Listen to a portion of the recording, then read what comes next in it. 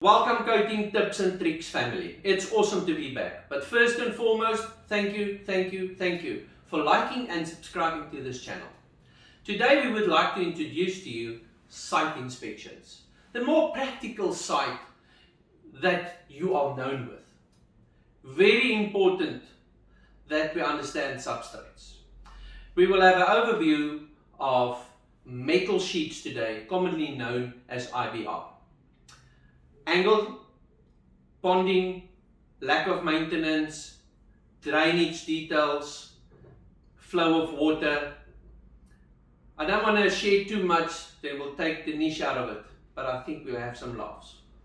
We will also have a look at some parapet walls and then chimneys. Now a chimney can be a brine, it can be also an extension on top of your roof, or also known as a protrusion. But let's go now and have a look at the metal sheet IBR. We're at the client's house. We've got an investigation, we've got a roof that's leaking, and we need to understand the substrate to choose the desired coating. As we can see now, we're going down here, we've got a bitumen membrane tape that has been used, a PVA top coat as a waterproofing, and then we can see here right around we've got a lot of moist the whole time on the roof, and then we've got a ponding issue. So as soon, look at this, can you see the damage this does to your roof? So we need to make sure that we understand the flow of water, the challenges that we've got, and where will this water flow down to. If we go down on this IBR sheeting, we will come down now.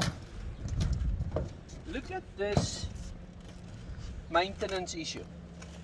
So what the guys did for the client is, obviously this will be a geyser pipe that flows directly on top of the roof with the membrane that is sealed. But look at this. Look at this.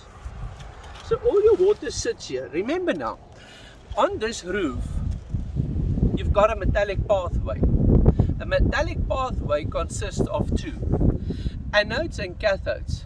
This moist is your electrolyte. This electrolyte on top of this IBR sheeting is formed a corrosion cell. That's why this roof will lose its integrity due to the corrosion cell on top of it. So the objective on this roof is to get the flow of water out here. Water is problematic. We need it off the roof. So let's see if we clean it. Can we see the ponding down here? The ponding on this roof here. Look at this. So this is sad, but this is what's happening in real life. The client doesn't know what's happening. They phone a professional and say, guys, we need your help. We can see it's a lot of water, a lack of maintenance. We can see geyser pipes coming out, and this is not a gutter. The sheet acts like a gutter. So now you need to get a type of coating solution that is not a polyvinyl acrylate based, but it's taking moisture PVA. So you want a product that can take ponding within 7 days, like a Miami-Dade certification product. So this is me, Marius, showing the problems on a client's roof with the permission. And remember guys, maintenance is crucial. We've got parapet problems, we've got IBR sheeting problems, we've got continuous moisture, algae growth on the roof, and then we've got attempts to seal the waterproofing. It is serious, but luckily they caught it quick enough. And this is the DIY section for coating tips and tricks. We will give you extension overview once this is finished, but we need to understand what are we doing. It is serious. If you are a professional, these people's hard-earned money, they would really like to get the best benefit for the maintenance plan for their roof. Therefore, you cannot put bitumen on this roof. Why? Because you've got permanent ponding. So you never say that the bitumen-based products is not a good product, but it cannot perform in the environment. So you need the environment to control the challenges. So lack of level, the degree of the sheet versus the flow of the water versus the ponding versus the gutter.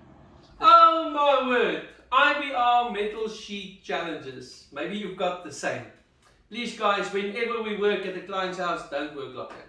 Alright? It's important to understand their challenges. But let's go and have a look at this parapet wall. Different coatings on one substrate. Please see if you can see the challenge and why it's not performing. Remember, the objective in a coating is to choose the best coating with the longest cycle and keeping costs under control. And after that, we will go and look at chimneys. We had a client's house here with permission. Here we've got a parapet wall and we've got an angle change. It's very important to understand an angle change. This is 90% of the problems where the angle and the roof meets. Now here they used a couple different products. They used a membrane product, they used a modified bitumen product, they used the roof paint on it, but the problem is movement. So when you do select a product, you have to repair the angle. The angle is the problem. The parapet needs to be sealed, the angle change needs to be sealed. And remember now, we're going to talk about pigment in part 1. You don't want this. Pigment failure, it means it's absorbing right through the product. If we can see here,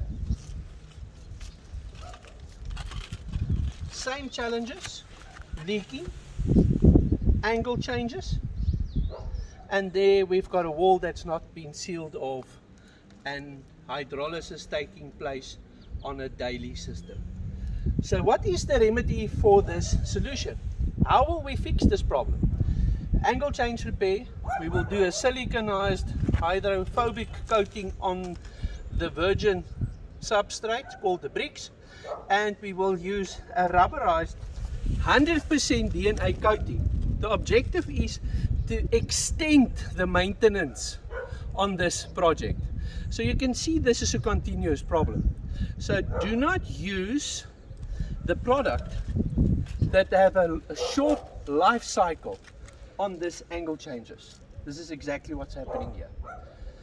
So, parapet walls in our industry is a living nightmare. Parapet walls versus the move of the roof, like you all said or did see in this video.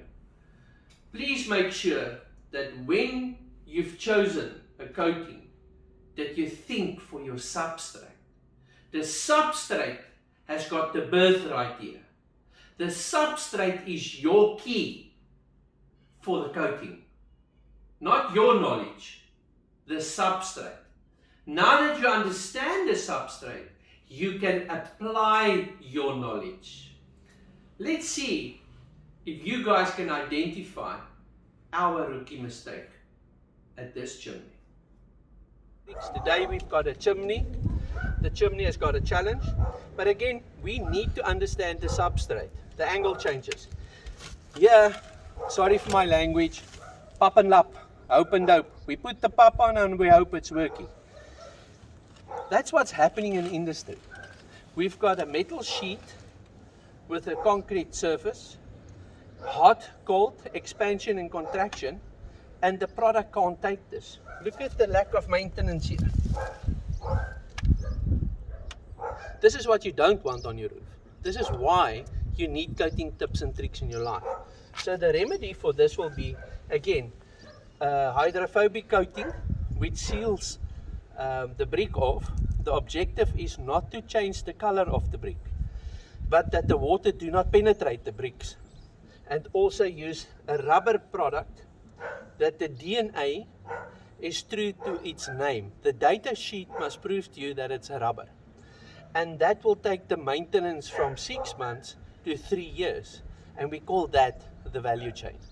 We have to make sure that the product we use can benefit the client, because you've got one chance in fixing this. So let's do it correct. We're at the same client's house, and we typically made the happy mistake.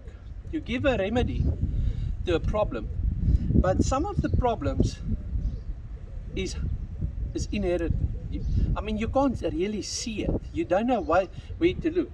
If you look at this whirly twirly here now, obviously this is a PVA system and it's porous, so all the water penetrates through. But look at this cementitious section.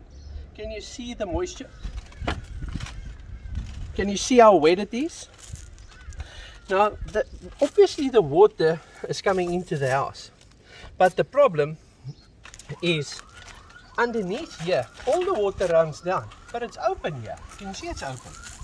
So it doesn't help you sealing off, but you don't close off. So now it's raining. Hello? All the water still goes into your house. So you don't fix the problem. The work that you've done is correct, but you didn't fix the problem. So before you give a solution, understand the history of your problem. In this fact, the barge boards is the problem, because the barge board is in the way where the water is running. Okay, so you have to seal it off here, and then from here do an angle change repair. So it's very important. 95% of chimneys is leaking, in my opinion. So you want to make sure the product that you use can expand and contract. What does it mean? Hot and cold. When it's hot, it expands. When it's cold, it shrinks. So it's hot, it's cold. It must be compatible. Friends, so we have seen a lot, and you get familiarized with a lot of challenges that all of us daily get once or twice in our life cycle. Please make sure that we never speak down to a client's challenges, that we always respect it. Don't make the mistake. I am in this industry. It happens with me. Let the substrate be your voice. Let the substrate give you the remedy.